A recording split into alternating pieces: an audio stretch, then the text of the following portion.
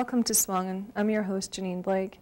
On today's program, we'll bring you a profile of Anne Kasook for SUAANGAN's Our People, Our Strength series. Anne Kasook is the Executive Director of the Inuvik Transition House Society. She was born in May of 1951 at Yaya Lakes, and we talked to her about her family and her early years. My father was a reindeer herder, so at the time that they were in that area with reindeer grazing, that's when I was born. I have 4 brothers, a half-sister and a brother. Originally, my parents were from Coppermine, Cambridge Bay area, and they were sent to school from that area when they were 5 years old to the residential school in Inuvik, and that's where they were raised and brought up. Somewhere in the late 40s, my mom and dad married each other, and that's when my dad became a reindeer herder. During this time, they lived in Reindeer Station, a little depot about 30 miles from here. About a year or so after I was born, my mom was sent to the hospital in Inuvik with TB. And I was taken by a couple, Mikkel and Anna Palk, and I stayed with them for 2 or 3 years, and I can't remember how long my mom was in the hospital. But when I realized I existed, this was my grandma, this was my granddad, their son Nels was my uncle, and my aunt was their daughter Ellen, and her husband Otto was my uncle, and their children were my cousins. So that's who I knew as family, like the first few years of my life. And when my mom came out of the hospital, she went straight to Tuck where my dad was. And then my grandma and my granddad brought me down there. I was about 5 years old, and brought me down to Tuck to go to my parents. And that was really hard for me because I didn't know who they were. They were strangers to me. And I had to come to know them as my mom and my dad. And during that time too, I had never experienced people having problems with alcohol and violence and things like that. So when I started, that's around the time that I started to experience some of those areas of the social problems in life. And that was really hard to adapt to. All my friends when I was little were my cousins, those that I knew as my cousins, because Reindeer Station was a small little depot, maybe about 10 families or whatever, so pretty much knew everybody that was there. The fun times I used to have was when we would travel with the herd, and I guess my most enjoyable time was whenever we traveled to Kiglevik Bay, and they used to bring the herd there, and they used to do the reindeer roundup, they would call it, and all of us kids would line up with long burlaps. They're sort of like gunny sack material, all sewn together, and we would hold them and chase after the reindeer to chase them to the pens. And we used to enjoy that a lot. And at that time they would, bring them into the pen and then count them and do whatever they needed to do with them. And I used to enjoy that a lot. And that was almost every summer at Kiglevik Bay. And then they moved to maybe McKinley Bay and Atkinson Point and things like that. So those were my, enjoyable times I had when I was little. My parents from Tuck had moved back to Reindeer Station for a while, so I went to school there. I did some of my schooling there. Kindergarten, I think it was when I went to Tuck, and then Reindeer Station. I also went to school in Inuvik for a short bit, and then Inuvik as well, and Tuck. So Anne is a gifted musician, and she wrote and performs this song about her life as a little girl. Because of my own life experiences and my own situations that I went through in life. Like, a lot of people have asked me, which one of my daughters am I singing this song for? Actually, it's not one of my daughters. This was Anne as a little girl, and the situations in life that I faced as that little girl. So I always hope that with this song, people would really know how a little child feels when their parents are going through so many difficult times. But, you know, as parents too, sometimes we don't, because we're so focused on the issues that are happening between, like, say, the husband and the wife, that they don't realize that their children are feeling it. So I really hope that this song was gonna, you know, sort of bring a message to parents, like, take time to think about your children. Yes, they're going through some difficult times, but your children are facing those difficult times big time, because they're going to grow up with it. They're going to grow up with it and believe that it's okay, but it's not okay. There are some, you know, negative feedback too on it, like, you know, oh, she's saying those, you know, it's so hurting, so painful, you know. This song, it really has a lot of pain in it, a lot of hurt, but I believe that in order for anybody to get well, you need to know the truth, and you need to hear the truth. And I believe that once you're able to accept it as true, then you're able to go on in life and to go forward in life. But it's always hard to hear the truth. And I believe that this song is, you know, is a song that's based on truth. Mama, when I'm alone, I sit and cry. Mama, sometimes I want to die. Mama, don't you know I love him so? Mama, tell him he won't have me go.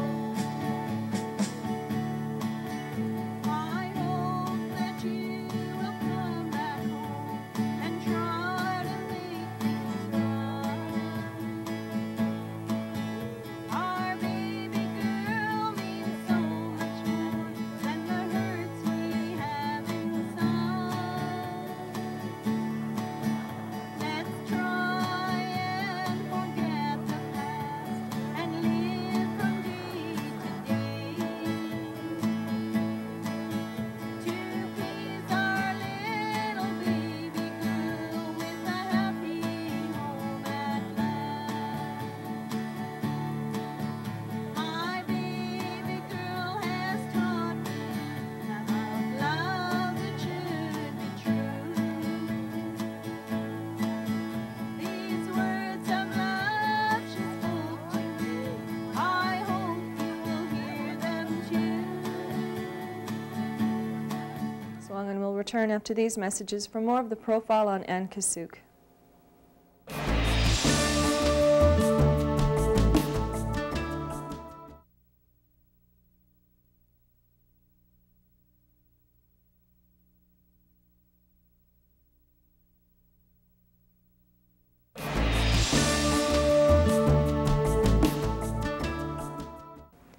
Welcome back to SUAANGAN and our profile of Anne Kasook, the Executive Director for the Inuvik Transition House Society. Wanted to stay home and as a mother and a wife and just a homemaker at the time. But in 1985, my oldest daughter Anna, or in 84, late 84, when she saw the ad out for television producer trainees that they were looking for at ICS, she encouraged me to go out and do something different outside of the home. And so I took the chance and applied, and I was accepted. So it was a big turnover in my life, and I guess with my like my husband and my kids too, because they were so used to having me home. It was hard for them to not have me home every day. Like, I mean, I was home every day, but you know, like there's times I had to travel, so it was a big change. And but that was the beginnings of my stepping out into the work field. And I stayed there, took the training for a year, and then I was promoted to program director of the television department.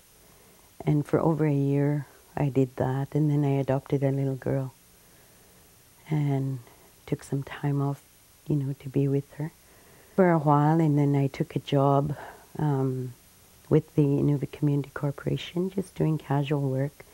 Then I got into the Inuvik Hunters and Trappers Committee doing the resource person position. And at that time, Billy Day and Alex Abigana were both involved with the HTC and the Community Corp. And they were the two people that really encouraged me and gave me the support I needed. And eventually I did work for the Community Corporation I worked for the HTC first, a half-time position for about a year, or over a year. Then I took some time out and went to the Community Corporation for maybe a year or two. And from there, my daughter wasn't well, so I took some time off. And about 3 months I was off work, and I decided I needed to do something because I was thinking too much. So they had a casual position at the Friendship Center. They needed somebody to do secretarial receptionist. So I took that and then decided, I think it was in October of 1993, I decided to apply for a full-time position there and let my job go at the Inuvik Community Corp. And I guess all the time I was searching for something, you know, like something for myself. Like I wanted to get some job experience in office admin and things like that.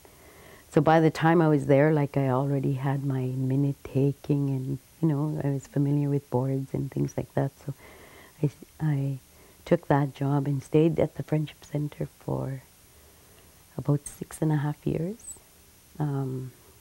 And 2.5 years of that was as executive director for the Friendship Center.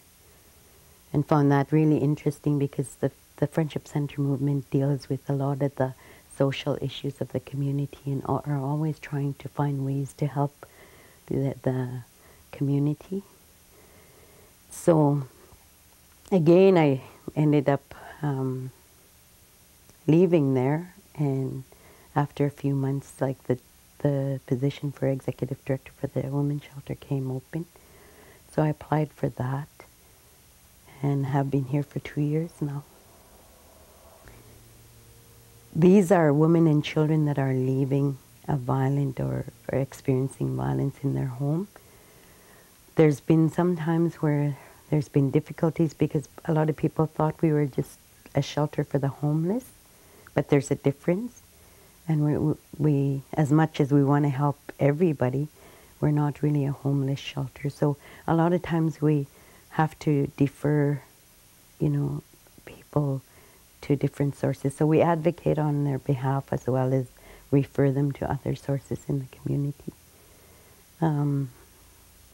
I started to go through some unhealthy cycles in my life. Like there's not only the cycle of violence, there's also the cycle of addictions and just different unhealthy things. And my lifestyle started to follow that same pattern. And I think in 1974, I decided like I didn't want to be drinking. I wanted more for my children. By then my oldest daughter was almost 6 years old, and like I realized like that's not the kind of life I wanted to have for my children. Not knowing at the time that I was starting to break some of these cycles. And then like I said, I faced just different situations too in life which were negative. And at the time I couldn't understand why I was going through all these situations.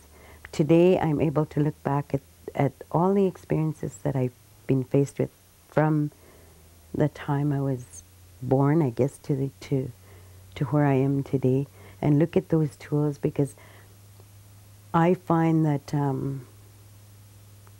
by having some of these unhealthy situations happen in my life, today I'm able to understand when a woman comes here, I know exactly how she's feeling. when she first comes into this building. And there's a lot of issues like guilt, fear, just a lot of emotions. And I'm able to use my own experiences in life to walk with her right from that level and to walk her through until she's feeling a lot better about herself. And so today I use like all my own personal life experiences as my tools, even though I didn't have like an education or a certificate to say I'm a qualified counselor. I do believe that the personal life experiences are really positive tools that you can use to help others. SUAANGAN will return after these messages for more of the profile on Anne Kasook.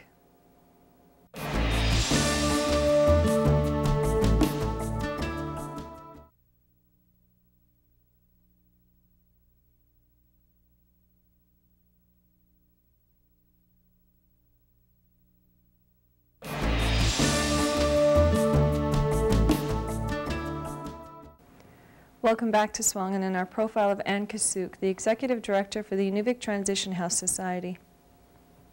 One of the biggest challenges I guess I have in being here at the shelter and working with women and children, like I would really love to work with the whole family unit rather than just the women and children, because I believe that if you want to have healthy children, you have to have healthy parents. And like today, I still have some of my own things that I still have to break free from, but I believe that I've come a long way. And like I say, my challenge is trying to get the community to start working with the whole family unit, so that there's aftercare for these women and children that go back home, so that they're being worked with as a whole family unit. We have limited funding. We have 4 full-time staff here. 2 of us, like between 8 and 4 and 9 and 5 in the daytime, and then we have an evening caregiver, and we have a night security person. And that's a challenge for me because I also have to wear the different hats, because we have no monies to hire a secretary receptionist or a finance officer, or it's hard for us to get out into the community to promote awareness, because we look at the clients that we have in-house. Those are our first priority. We set everything else aside just to work one-on-one with the clients and their children. So we don't get out as much as we want to, and again, that's because of lack of funding. You know, we have no extra dollars to bring in casuals to come in so we could go out into the community, but we do what we can, and when we can. We've gone out so far to do Healthy Babies and to do a presentation there, just letting them know that, you know, what the shelter is all about and what we're here to do. And we hope to be doing more of that, you know, but like I say, it's hard to really plan your day or even to plan ahead, because some days you might have, all of a sudden you might have a full house and you might be dealing with 10 children in-house, and then you're dealing with, you know, communal living, which sometimes could be hard. So you're dealing with a lot of issues, a lot of emotions, and I find that challenging. I think the best thing I like about my job is to be a caregiver.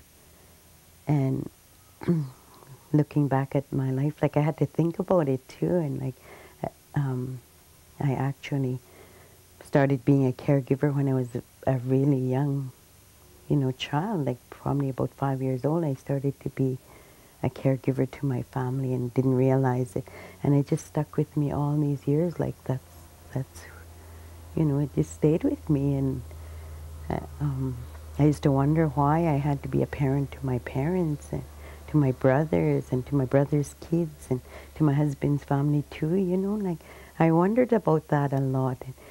And again, this was, I guess,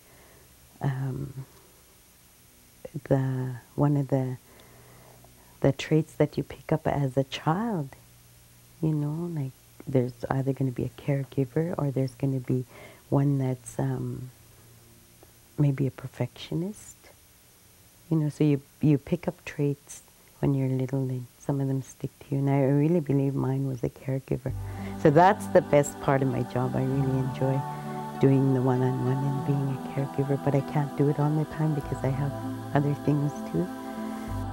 The Take Back the Night Walk began at the Ingamo Hall Friendship Center.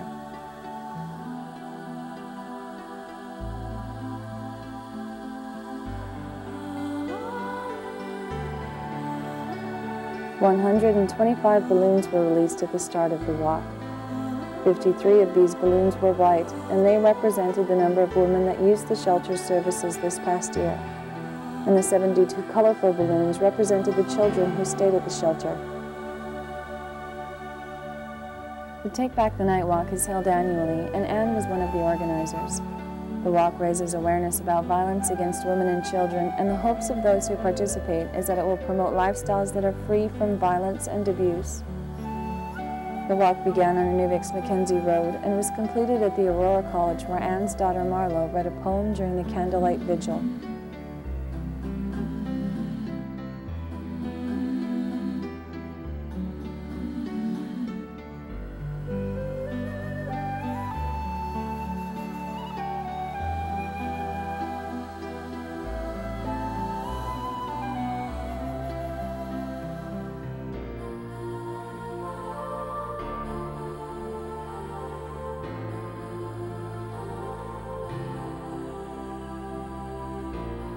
Anne Kasook is the Executive Director for the Inuvik Transition Health Society. She's come full circle. Anne hasn't always had an easy life. As a child, she faced hardships dealing with her family's unhealthy cycles. She had to become a caregiver to her family as a young girl. Later on in life, Anne herself repeated some of the unhealthy activities, but she later made a conscious decision that she did not want her own family to have to endure the hardships that she did. She broke the cycles, and she uses the lessons that she learned as tools, and she puts them into practice through her work. Anne has been given many wonderful gifts. She uses her beautiful gift of music to express her emotions. She uses her compassion to help those in need, and she is a caregiver to her family, her friends, and to those most vulnerable. The women and children who arrive at the shelter needing safety, understanding, and care.